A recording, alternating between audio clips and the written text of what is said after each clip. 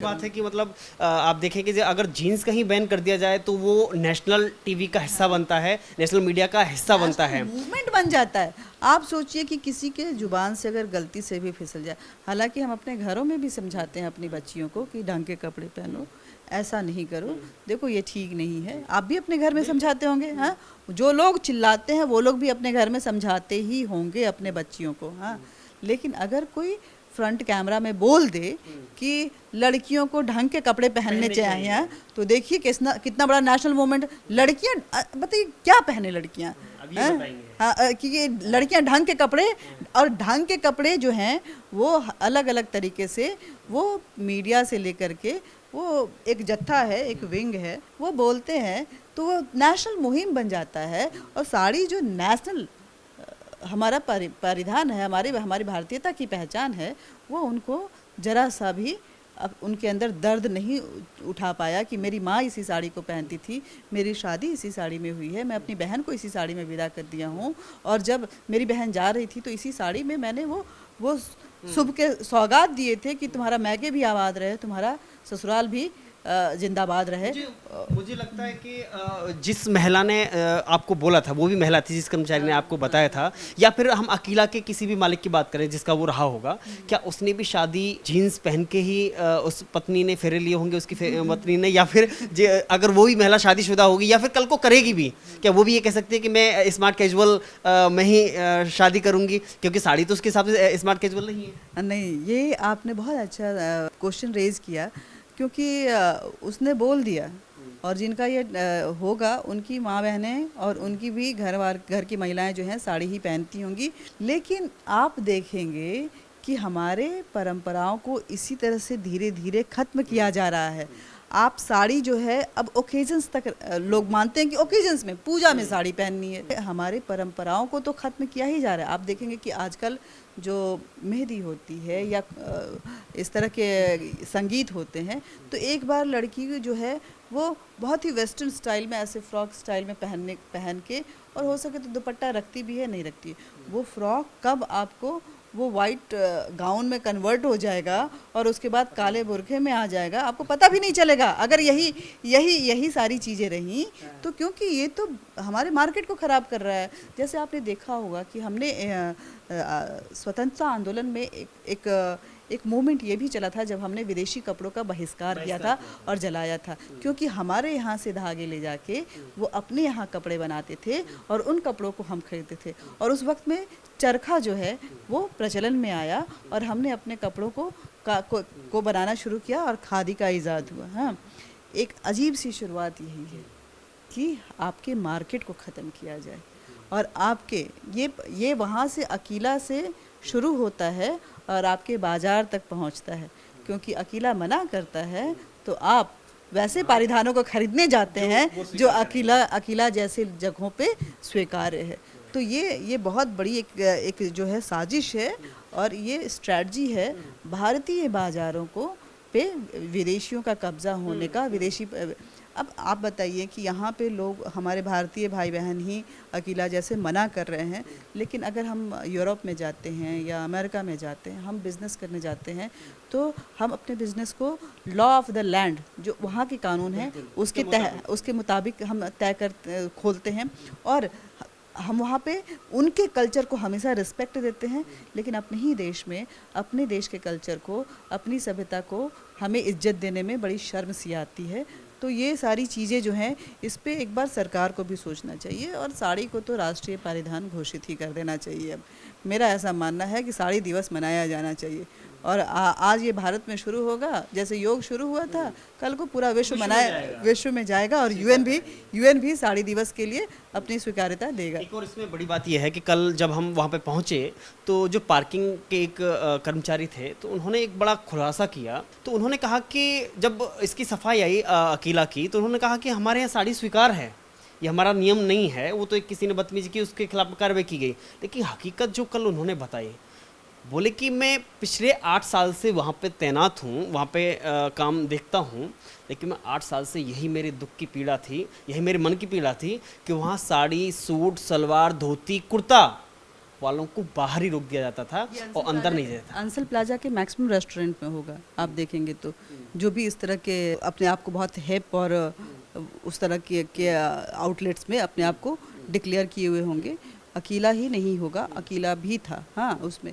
तो आप समझिए कि अगर ये आवाज़ नहीं उठती तो आखिर ये जो परंपरा है, ये जो दस्तूर है वो आगे चलता जाता और चलते चलते हमारे बच्चों को वो आखिर माँ बाप के साथ अंदर क्यों नहीं जाने दे रहे थे?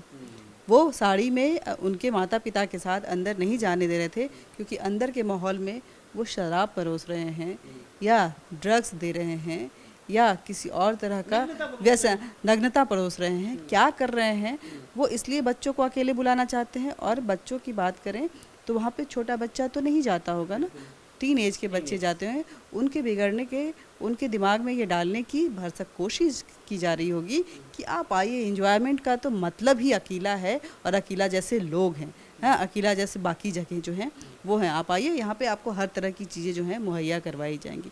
तो ये हमारे आने वाली पीढ़ियों को भी बर्बाद करने की, उनको धीरे एक कहते हैं कि अगर आप किसी देश में युद्ध नहीं करना चाहते हैं तो उसकी रेस को ख़राब कर दीजिए। हमारे आने वाली पीढ़ियों को ख़राब किया जा रहा है स्ट्रैटेजिकली, ये हमारे लिए सचेत होने की बात है। जो मीडिया, जिन्होंने एक महिला, जो महिला पत्रकार उनकी साथी थी, वो महिला थप्पड़ मारती हुई नज़र आ रही थी ना, तो उनको शाबाशी देना चाहिए था कि ऐसे लोगों को तो थप्पड़ ही मारना चाहिए, ये थप्पड़ मारने के काबिल हैं, इनको क्यों नहीं थप्पड़ मारा जाए? ये आखिर उनकी आरती तो नहीं उतारी जाती ना, उनको रिवॉर्ड तो नहीं दिया जाना चाहिए ना। मैंने तो मारा नहीं, वो प्रूव कर दे कि मैंने मारा है, हाँ, लेकिन अगर नहीं मारा तो ठीक है, अच्छी बात है कि हमने अपनी सभ्यता को बरकरार रखा। हमारे देश में ये नहीं सिखाया जाता है कि आप जाके मारा पीटी करो, हाँ, शांति प्रिय हम लोग हैं। लेकिन ऐसा तो नहीं है कि हमने युद्ध नहीं लड़े हैं और हम तो थप्पड़ के तलवार चलाना भी जानते हैं। तो मौका पड़ेगा अगर हमारे बच्चों को और हमारे संस्कारों को ख़त्म करने की इस तरह की कोशिश होगी, तो मैं तो बोलती हूँ कि हर लड़की को, हर महिला को पूरे तैयारी के साथ जाना चाहिए और ऐसे लोगों को ऐसे ही ट्रीट करना चाहिए। वो थप्पड़ खाने के काबिल ही हैं, वो थप्पड़ उनको मारना चाहिए। लेकिन एक और बड़ी बात यह है कि कहते हैं ना, चोरी ऊपर से सीना चोरी।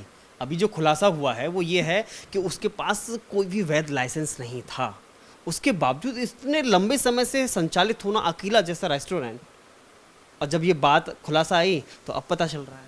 तो ये तो हमारे देश के लिए, हमारे कानून के लिए, हमारी जो सिस्टम है, हाँ, उस पे सवाल खड़े कर रहे हैं कि आखिर कोई रेस्टोरेंट सारे नियमों को ताक पे रख के, अपने घुटनों पे रख के, अपने जूती पे रख के वो ऐसे चल रहा है और हम चलने दे रहे हैं। और जब ये मामला उठा, तूल पकड़ा, तो धीरे धीरे से हम उस पर कार्रवाई कर रहे हैं। वो भी खुलकर, अभी तक भी ऑफिशियल स्टेटमेंट किसी की तरफ से मैंने नहीं सुना है कि आया है, लेकिन अगर कार्रवाई कर रहे हैं, हम अपने सिस्टम में इस जो भी कंसर्न डिपार्टमेंट है उनसे ये अनुरोध करती हूँ, आग्रह करती हूँ कि अगर आप कार्रवाई कर रहे हैं तो सकुचाइए मत, खुल के कीजिए, ताकि मैसेज जो है वो क्लियर जाए कि आप इस देश के कानून के साथ कोई भी खिलवाड़ नहीं कर सकते।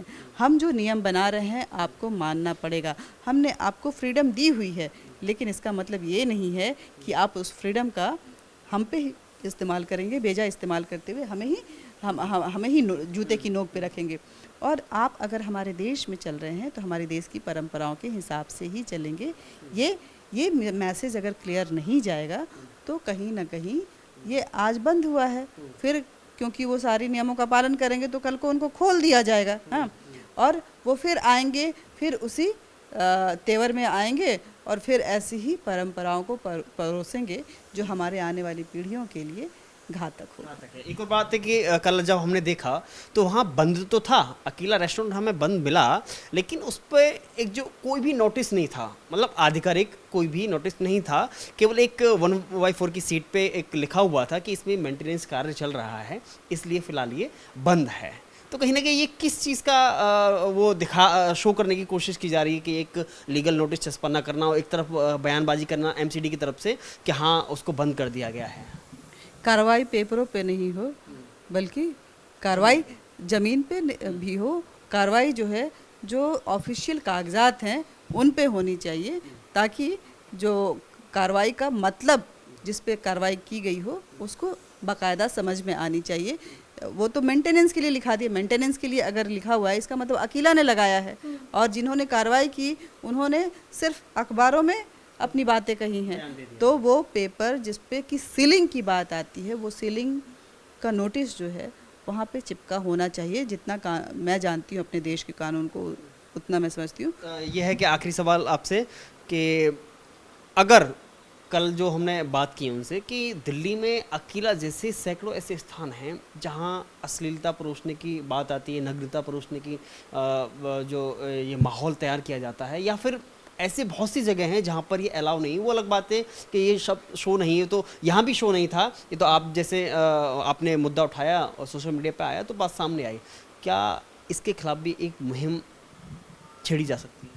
बिल्कुल छेड़नी चाहिए, और ये जो है स्ट्रिक्ट गाइडलाइंस जो हैं वो रेस्टोरेंट को होना चाहिए कि आप अगर ड्रिंक्स को सर्व कर, लिकर सर्व कर रहे हैं तो उसके लिए क्या रूल्स एंड रेगुलेशंस हैं। सरकार को ये गाइडलाइन जो है बहुत क्लियर करना चाहिए, और क्लियर के साथ साथ एक्शन जो है, क्योंकि क्या होता है कि जब भी कोई रेस्टोरेंट खोलता है वो अपने राजनीतिक साठगांठ बना लेता है और उसको लगता है कि हमारे सरपरस्त हैं, अब हम कुछ भी करें। तो वहाँ पे राजनेताओं से भी मेरी दरख्वास्त है कि जब बात, क्योंकि देश उनका है, वही देश के रिप्रेजेंटेटिव होते हैं, हाँ, तो वो जब बात यहाँ पे आती है वो किसी तरह के रिश्ते और कॉम्प्रोमाइज के साथ कॉम्प्रोमाइज़ ना करें। रिश्तों के बिना पे देश की जो परंपराएं हैं, देश का जो पहचान है उसको उसके साथ कॉम्प्रोमाइज़ ना करें। मेरी उनसे हम्बल रिक्वेस्ट है।